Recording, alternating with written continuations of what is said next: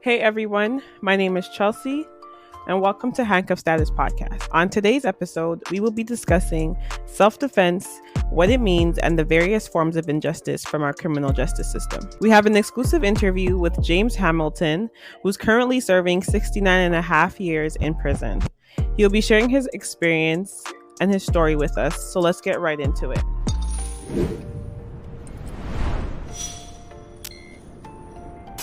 Hi, James. How are you? I'm good, thank you. Thanks for joining us today.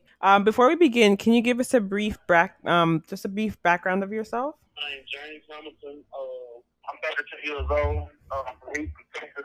I'm a father of two.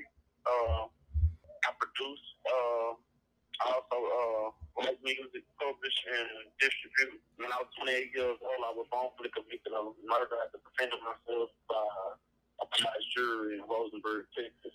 And now I'm just trying to get my story out to the world to let it be known that the justice system fails me. So let's just dive right into it. Do you mind sharing briefly the events leading up to your altercation? My daughter was 6 years old at the time. My son was 8 years old at the time. My daughter told me that my son had, she told me they both found a gun at their mother's house and a gun in the field. My daughter told me she didn't play with the gun or nothing, but my son did. She said my son put the gun to his head and wanted to kill himself. Oh, wow. And she also told me the guy who I shot, he ended up kissing my son with the gun, and my son ended up running and hid in a tree. When they found him, he came down out the tree without the gun. They caught him until going to go telling him what the gun was, so he actually had it in the tree. So he ended up getting the gun out of the tree. Right. And my daughter told me they got disciplined my son for it, and my son's mother also disciplined him also about the gun situation. Out of anger, I text the mother of my kids, and I was just letting them know, like, why do my kids around guns at your house? And right. And it kind of escalated from there. Words was being exchanged. I was cussing God, and I said something around the lines of, I tell that God to keep his hands off my kids. Right. He ended up telling me that the guy wanted to talk to me at my son's football game, and I kind of knew what that was all about. So I was telling him I didn't want to make a scene at my son's football game, and my son's football game was like 2 or 3 days later. When we got to the football game, the guy approached me, and he was saying like, "What's up with all this shit I was talking?" And that's how I led up. Right. When we got to the park, he was already there. Okay. I came out of 2 parking spots away from them. I backed in. I used to record a lot of my son's games and make highlight tapes. While I was preparing putting the lens on the camera, I heard the guy running up. He was saying, "What's up with all that stuff I was talking?" And as I saw him coming, I grabbed my weapon, and I knew he was gonna yank my door open. He yanked my car door open, and once he yanked the car door open, I tried to cock the gun to put some type of fear in him or scare him out. The gun didn't do anything, and he still attacked me. I shot him once, and when he hit the ground, a pistol fell from his position. The mother of my kids, she ran up. She ended up helping him. Before she helped him, she picked the gun up off the ground, and she was pointing it at me and my nephew and was telling me how I messed up and I should have did this. So I ran to the front of the football stadium and I waited on the police to get there. For the last 4 years, I just been dealing with this. Fight my case. I've been dealing with corrupt bosses. It's been a journey. I just lost my mother about 2 months ago, and I actually just lost my appeal. My direct appeal about a week ago. Okay. So I'm just in a stage right now of just case and put my story out. What evidence did you present during your trial to support your claim of self-defense? From 2020 all the way up to 2023, I used to ask my lawyer to work on my case. Mm-hmm. And he would always tell me he never had time. So we didn't start working on my case until 2 weeks before my trial. Wow. My lawyer also, the lawyer and the prosecutor actually, they asked for a petition. They were saying that they needed more time to work on my case. Mm-hmm. And the judge actually told both of them, I gave you guys enough time. I gave you guys so much time that I could have impregnated a child and gave birth. So she started my trial really soon. Wow. The evidence that I had the toxicology report. It showed that the guy was actually drunk. We had camera footage. We had my weapon. We had his weapon. And we also had testimonies.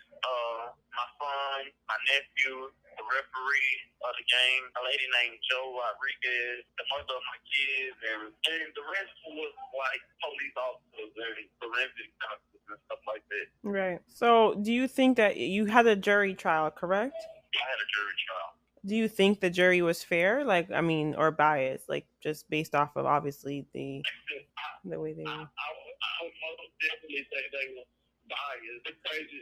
Actually, my direct appeal was based off the Boston challenge, saying that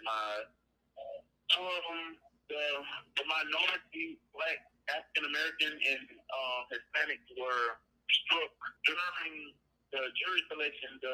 The prosecutor struck off 3 people. 2 were Black women. Mm-hmm. She said that they were going her in the eyes. I don't know what that means. She said they were what? In the eyes. They were what in the eye? Goring. G-A-R-I-N-G. Goring. Okay. Yeah, and the Hispanic guy, mm-hmm. She struck who they struck off. They said that he wasn't giving them any eye contact. And from on a scale question from 1 through 4, what would make you shoot a person? Heated verbal exchange. 2 was I think 2 was any sort of danger. 3 was I want to say 3 was I would only shoot a person if I was most definite that I was about to steal, or 4 I wouldn't even still apply. And they was only looking for 3 or 4. And I guess they reason for striking those jurors was because they picked the scale question too, that they would shoot a person right. in any sorts of danger. Now the jury came down to be about 4 agents, 4 Caucasian, 1 African American, and I had about 4 Hispanics. And it's like their mind was already made up before my trial even started. Mm-hmm. It was a part of my trial where they showed the camera footage of the incident, and I remember the 2 white guys, Mr. Roque and another guy named Wayne Allen Goats. Instead of looking at the surveillance footage, they just stared and looked me the whole time. The 1 African American that I did have on my jury, she was asleep my whole trial. Her name was Alicia Primus. She slept my whole trial. She was only woke for the deliberation. Wow. Are they allowed to be 8 asleep? or 9 hours to find me guilty or not. And it took so long that we had to do this. We had to do the sentence the next day. Mm. And it was also 8 or 9 hours.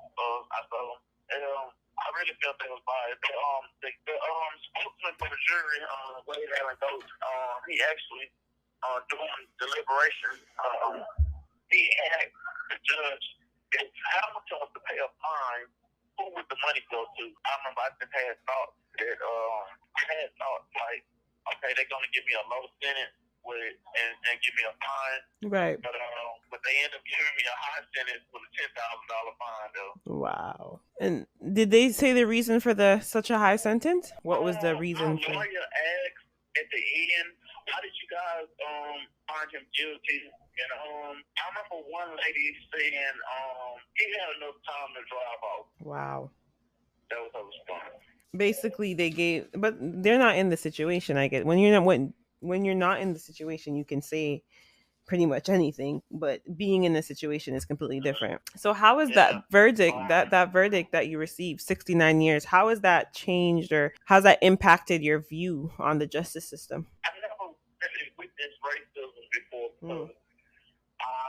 I was raised in a group home around a lot of races. I was raised in a home around white people and Hispanic. So it was my first time actually really going through something like that. It was very disappointing. Yeah, it was stressful, depression. A lot of times I still have anxiety attacks about it. Never in a million years would I have thought that I'll be in prison for 69 and a half years. Right. I had just graduated college. I was coaching Little League football also. I was volunteering coaching high school football. I was working. I was taxpayer. It's like I never, and anything like they painted a picture. They was like professional picture painters. They made me seem like a monster. I have caught misdemeanors when I was young. You know, they brought up a lot of misdemeanors. They made it at one point in time, they even said that after I shot the guy that I went into the game and acted as a spectator. Wow. It just showed me how corrupt the system was. Like the football game didn't even start, so I don't know how they had camera footage and everything. So they said you left and went as a spectator when you actually was there waiting on the police. Yeah, I waited on the police. I didn't even go into the game. Right. My son played on the national football team. I couldn't go into the park unless I paid for a wristband. Right, so right. I shoot a guy, pay for a wristband, and then go into the park. Right. I shot the guy, and I would have stayed in my car, but the mother of my kids, she ended up picking up a gun and pointing it at me. So that's why I went to the front. So you shot him from within the car. You didn't even leave your car. Yeah, I didn't get in the car. Once he yanked my car door open, he threw a punch inside the car. Once he threw a punch inside the car, I shot one time low. So you mentioned having sometimes anxiety. Like, how do you maintain your mental and emotional health while incarcerated? I talk to my fiance a lot. She helped me work on my case. I work on my case. She helped me. She just helped me a lot. She was actually the one. The person who finds me died. She's like I used to talk to my mother a lot, and I would talk to my adopted sister.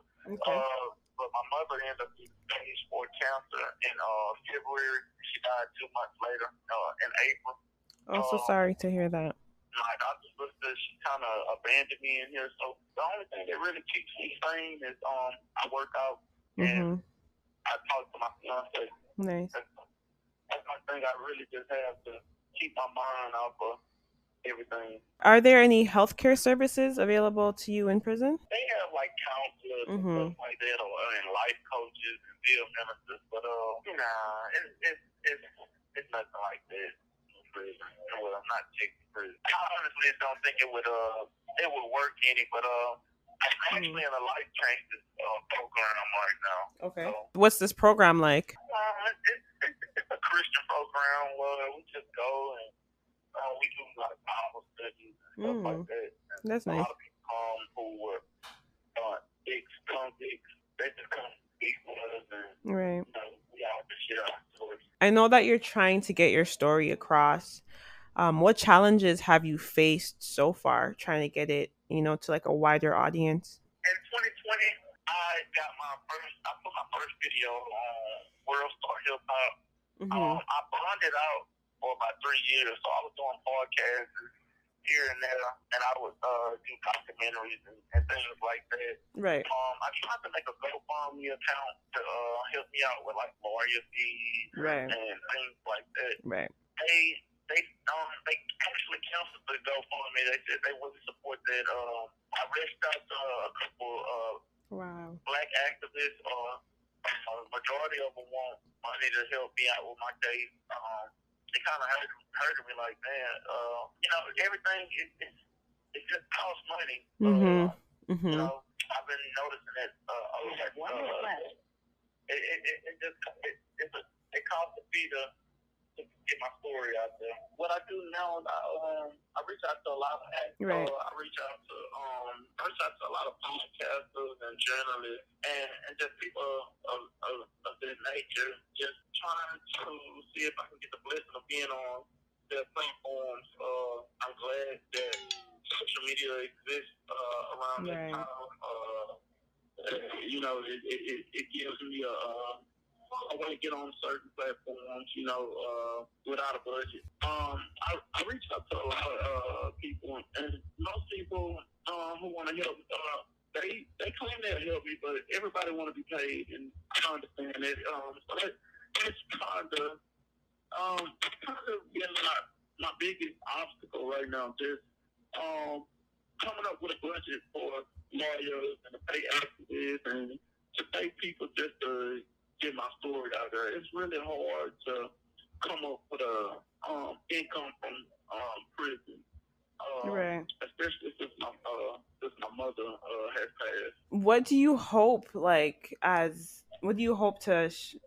sharing your story with the world? Like, what do you hope to come out of it?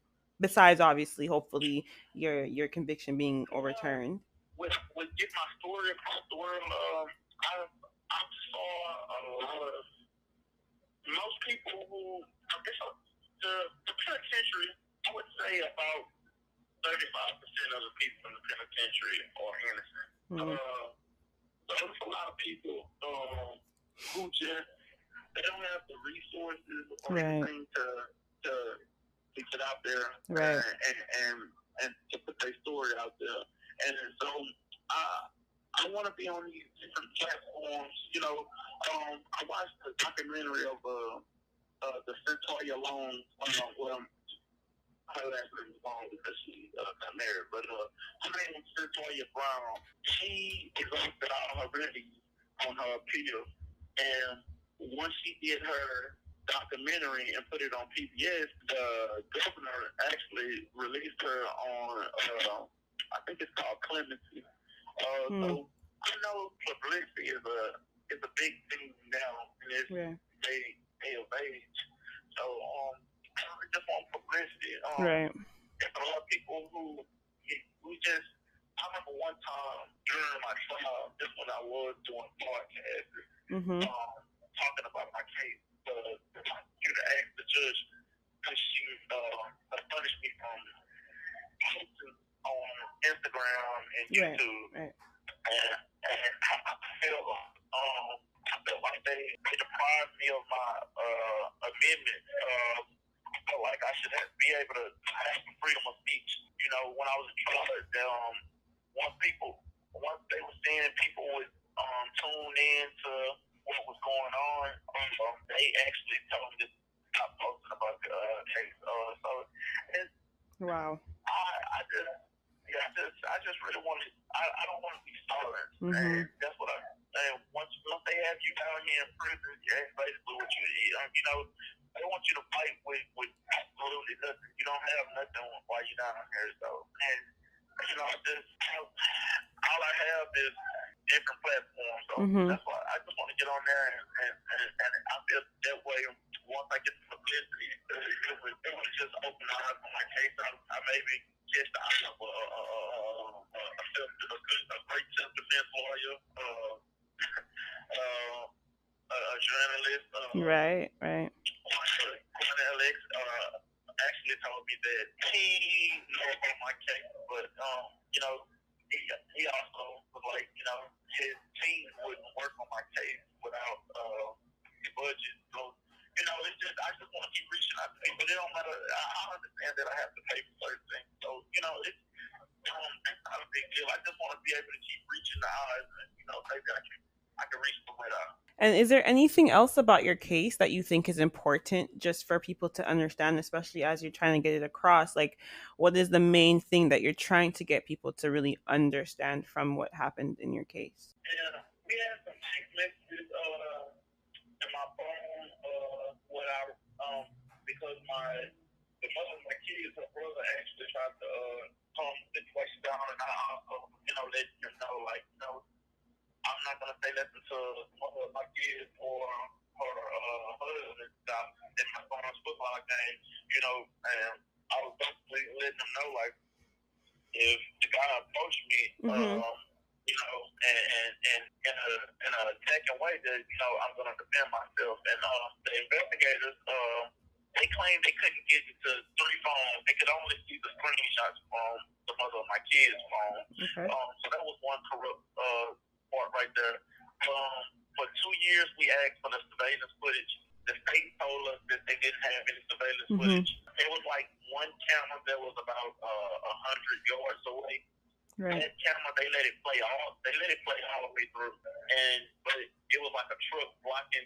You could see guys approaching my car, but as soon as he gets to opening up my door, you can't see anything because it's a truck blocking the view. There was a camera that was right above my car. Mm-hmm. I feel that the state tampered with their camera footage. They made it skip every 10 seconds. Wow. So it'll play for 10 seconds, then it'll skip. So as soon as you see him run up to my car, it just skips and goes to a different thing. And so I feel they tampered with that. They had my pre-fall out to say my ankle monitor died twice. After I paid a $150,000 bond, they ended up saying my ankle monitor died twice. But the last time they had the U.S. Marshals to kick my apartment door open, and they actually took me back to jail, and they raised double my bond from $150,000 to $250,000. And they also delinquent $6,182 on my ankle monitor fee. So I ended up having to come up with $25,000 with additional $6,182. And so I feel I should have been acquitted, but I feel they didn't offer me any lesser included charge. Okay. They didn't even bring that up in my trial. So I would figure that they probably would have either like a second degree or first or a manslaughter, but they actually went to the highest grade, and I feel it was a cruel and unusual punishment. The guy who I shot, he actually was a football coach in that small city of Rosenberg. So I feel that I should have had a change of venue. I had a 7-year-old who testified, and they didn't subpoena him to come to court, but they let his grandmother testify. Mm-hmm. It was just a lot of corrupt stuff going on, especially with the police officers and investigating officers and detectives. I feel they was very corrupt. I feel they was coerced during my trial. I don't feel that there was no justice. Right. How can the public help and support your efforts to bringing attention to your case? Well, I spoke with Randy Wallace one time with I think he's with 26 News or something like that. Mm-hmm. And all right, at first he didn't want to. He was saying he wanted to speak with my lawyer. Well, first they put a story out about me, and it was. That was the story where they said I ran into the park and acted as a spectator and that kind of stuff like that. And it was a funny story, and the word spread like a wildfire. That everybody was like, because I shot the guy in the parking lot of the football game, so a lot of people who actually saw what went on, so they knew that the story that was put out to the public was false. So it's always two sides of a story. So I wanted to put my story out, and Randy Wallace, he really wasn't up to it after they put their story out. When I bonded out like 4 months later, he was actually interested in doing an interview after that. Mm-hmm. But my lawyer suggested that I shouldn't go that route. He was like, I shouldn't do it. Then I told him that the activist partner of X had wanted to work on my case and help me, and he was telling me how he didn't want to do anything with Cornell. He didn't want to work with Cornell. He didn't want Cornell telling him what to do and stuff like that. So I came up with my own thing. I had one of my friends, narrate for me, and I ended up posting a video on World Star Hip Hop. So that was like my first major skill, talking about my case and going public with it. And I got a lot of good feedback and a lot of bad feedback. A lot of bad things, comments was said, but it just made me feel good to be able to just put it out there to know that someone knows what's going on. Yeah. And I just want to bring put a spotlight on our criminal justice system. Around the time that I caught my case, Kyle Rittenhouse had just caught his case. There was some more names that I just can't think of off the top, but I think they was acquitted. And these people, they shot multiple people, and I just feel deprived of my rights, and I feel just I don't know, it's like singled out. I just feel like being a African American man in Texas, I just feel self-defense. It doesn't exist. I go by the Pentacles and the Stand Your Ground law and the Castle Doctrine and all those laws that we're supposed to have. I just feel like being an African American man in Texas, none of those laws exist. Right. So, what are your next steps for your case? Like, what do you have? Do you have anything planned as far as moving forward with? Yeah. Right now, I'm doing a motion for a rehearing to redo my direct appeal. If it gets denied, I will be doing a petition for discretionary review appeal. And I won't stop there. If I 97% of the penitentiary lose their direct appeal and their PDR appeal. So, if most people win their appeals when it gets to, I think it's called 1107 or 2254. That's when the cases, it's not going through the state anymore. It's going through, it comes from feds. So when it becomes federal, that's when, you get more action. So I'm not never gonna stop. I'm always gonna keep going. Right. I think the 1107 you can keep redoing it back to back. I'm doing a direct appeal. That got affirmed. I'm trying to do a motion for rehearing to see if I can redo that. The PDR, if that gets denied, I'm gonna just go to the 1107. If that gets denied, I'll do the 2254. The 1107 you can keep redoing that. Okay. If my 2254 gets denied, I'll just keep redoing the 1107. Right. I try to reach out to the governor. I actually reached out to the mayor at the time. He was Dr. Turner. He told me, he was sorry about both families, and he ended up giving me it's called the Innocent Project. He gave some names of the Innocent Project, and then I reached out to them, and they were telling me how they couldn't do it. But my biggest thing right now is just publicity. I don't know too much. I'm not a lawyer. I didn't go to law school or anything like that, so I don't know just everything. I'm still learning.